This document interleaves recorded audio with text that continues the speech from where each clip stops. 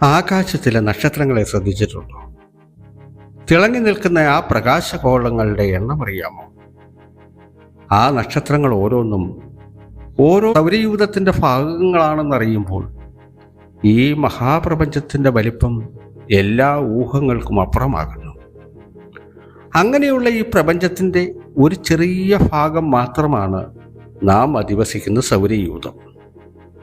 സദാ താപോർജവും പ്രകാശോർജവും നൽകുന്ന സൂര്യനും ആ സൂര്യൻ്റെ ആകർഷണ വലയത്തിൽ ഇടവേളയില്ലാതെ കറങ്ങിക്കൊണ്ടിരിക്കുന്ന കാന്തിക ഗോളങ്ങളുടെയും ശാസ്ത്രമാണ് ജ്യോതിശാസ്ത്രം.